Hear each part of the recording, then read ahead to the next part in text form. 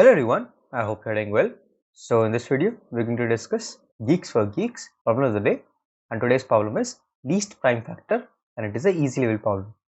So this particular problem says that we have been given a number n and we have to find the least prime factor for all numbers from 1 to n, and we have to print an array for each index. We have to print its least prime factor and it needs to mean one based index, right? So this is our task. For 0 we'll have to print 0 for 0 index, and for 1 we'll have to print 1, and for all the other numbers we can say that we have to print the least prime number that divides that particular number or index, right? So let me first explain you what the question says. So let's say this is 0 index, this is 1 index, 2, 3, 4, 5 and 6. For 0 and 1 we just directly write 0 and 1. For 2 the least prime factor that divides it is 2. For 3 it is 3, for 4 it is 2, for 5 it is 5, and for 6 it is 2, right? So the only example that you can consider is 6, because there are 2 prime factors that divides 6 and you have to take the minimum of them, that is 2, right? So there are only 2 prime factors. There might be some other cases as well. Let's say 2 into 3 into 5.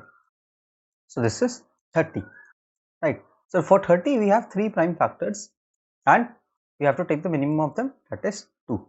So this particular question can be solved with sieve. So it is an application, a direct application of sieve. Although I don't believe it is an easy level topic, because a lot of people would not know what is sieve when they first enter into solving problems, right?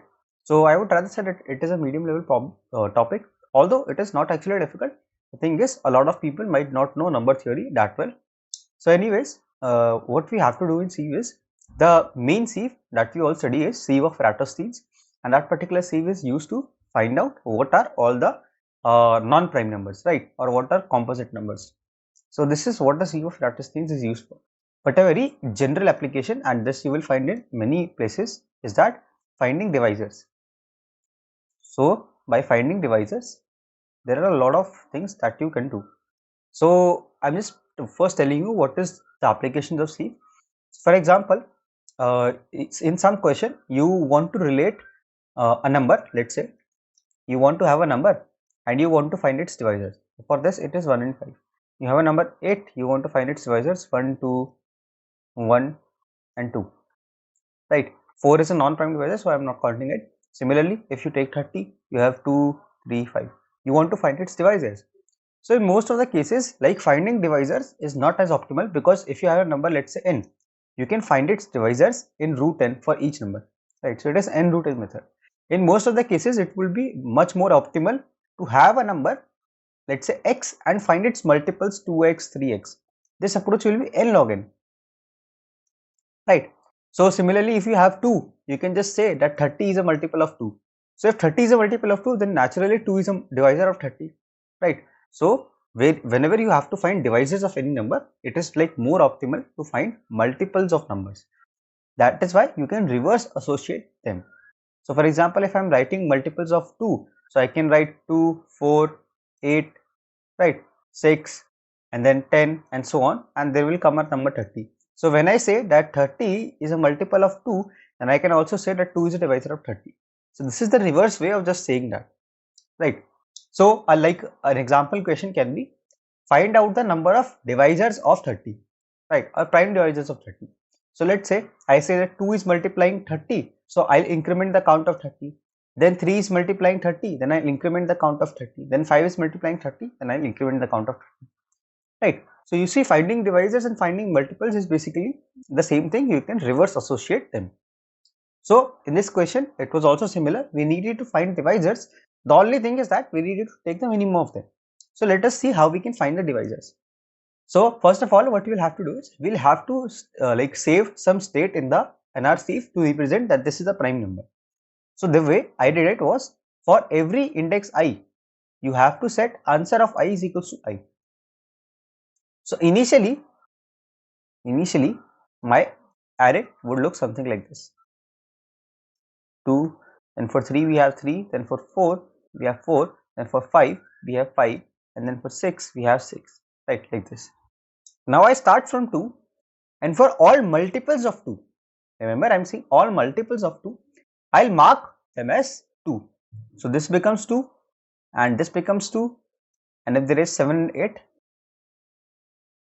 this will also become 2, right? So this is how I'm marking all of the multiples of 2. Remember, just a moment ago I told you that if you want to find the divisors, you can instant find the multiples of some numbers reverse associated, right? So when I'm saying that 2 is a divisor of 6, right, then I can also say that 6 is a multiple of 2, right? Both of them are the same things. So instead of finding finding the divisors, I can just find the multiples of 2. So first multiple of 2 is 4, 6, 8, and then so on, and I just mark all of them as 2. So there is one more thing that you would note in this particular problem, that for any index, now you take, let's say we take 4, right? So you will see the value at 4 is not equals to 4 anymore. That means we can associate with this particular fact that whenever answer of I is not equals to I, that means it is not a prime number, not prime, right? So this is exactly what we do in sieve also. In sieve, we maintain a Boolean vector and we just keep on marking the multiples as false, right? So it is somewhat similar to it, but instead of simply maintaining a Boolean vector, we are maintaining an integer vector where we are marking all the multiples of 2 as 2. Now I come to 3, I check whether it is equals to 3 or not, right? So the index is equals to the value, that means it is a prime number. Now I start marking all the multiples. So you see, you will mark 6 now, but for 6 the minimum value is 2, right? So remember this part also, that you cannot update it, you cannot override it, because we need the minimum value. If it asked for the maximum value, we could have just overwritten this particular value, but since it is asking for minimum value, so we will update answer of j as minimum of answer of j comma the current index I for which we are traversing the multiples, right? So this is how we will update the values. So for all values starting from 3, we will update, then 6, and then 9, and then 12, and so on, right? Now you come to the next position, 4. You see that 4 is not equals to the value present at 4. That means it is a non-prime number and it has already been marked. So we do not need to consider it and we move on to the next position. Now we check whether 5 is equals to 5 or not. That means the value at position 5 is equals to 5 or not. So it is equal, then we will start marking the multiples of this particular number since it is a prime number. So this is how you will compute your answer. So the overall complexity for this approach will be n log n. So I don't have a mathematical proof why this is n log n, but I can just give you a general idea. So for example, the first loop is from 2 to n plus 1, right? And the second loop will be from j starting from I plus I, and at each step we will be doing j plus is equals to I. Let's say this whole space is n, right? So this particular, the first loop will be executed n by 2 times. In the second iteration, it will be executed n by 3 times, because the value 5 will be 3, and then it will be executed n by 5 times, and then it will be executed n by 7 times, right? So you see the value of n in the second loop, or the range in our second loop, is reducing logarithmically, right? Then it becomes n by 7, then it will become n by 11, right? So this particular value is reducing logarithmically. That is why we have a log factor here. So this is just a general idea. You cannot take it as a definitive proof, but this just gives you an overall idea why it is n log n, and obviously the space is O of n. So this is how you can solve this particular problem. Now let us have a look at the implementation. It is not very difficult, just like it is exactly similar to a sieve. The only thing that you should notice in this particular problem, I'll show you in a while. So first of all, I created a vector answer size n plus 1. I set all of the indexes of answer of I as I, right? The main difference that you will observe from a normal sieve is in the first loop, and that you must remember this particular thing. In a normal sieve, we only go up to root n. In this particular loop, we are going to last position n. Why? Why is this so? Because what we generally do in a sieve of Eratosthenes is, like, by contradicting our assumption, we are telling that that any number is composite or not, right? So to prove that contradiction, we just need one divisor of that number. So we take the fact that at least one prime divisor of any number will exist till root n. So since we only need one divisor, we only go up to root n. So in these types of questions where you are concerned about all the divisors, not only one divisor, you have to go till the last position. But in this particular problem, specifically in this particular problem, I am repeating, you can also replace it with I into I or go till root n. The reason I'll state why.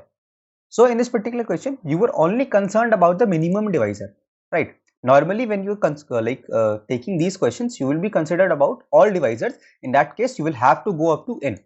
But in this question specifically, you are only concerned about the minimum divisor, right? So the at least one prime divisor will exist till root n. So it is optimal to go till root n. But in any other case, whenever you are concerned about divisors, you have to go up to n, right? So what I am doing is, if answer of I is equals to I, I'll just start marking its multiples, right? So starting from I plus I, going till less than n plus 1, and at each step I'm incrementing j by I, and I'll update my answer of j as minimum of answer of j comma I, and I return my answer. So this would be the solution. So let me just quickly submit it and show you that it works. So you see that it passes all the test cases, but I'm repeating again that the first tube that you see here works in this question, but in all the other questions where you're concerned about all the divisors, remember all the divisors, then you need to go till n, right? In this case, since we are only concerned about the smallest divisor, and the smallest divisor will definitely exist till root n, right? Because there is at least one divisor, and that one divisor would be the smallest divisor. That is why we can take root n here, but in other cases, when we are concerned about all the divisors, we will never take root n, we will have to go till n, right? So this would be the solution of this particular problem. I hope that you guys were able to understand the solution. Do consider dropping a like if you did, and don't forget to share your thoughts in the comments, as your engagement with this particular video really helps the YouTube algorithm to understand that this video is actually helpful for you, and it will be able to reach more number of people like you who want to keep solving new problems. So till the next video drops, share this channel with your friends, keep coding, stay safe, bye bye.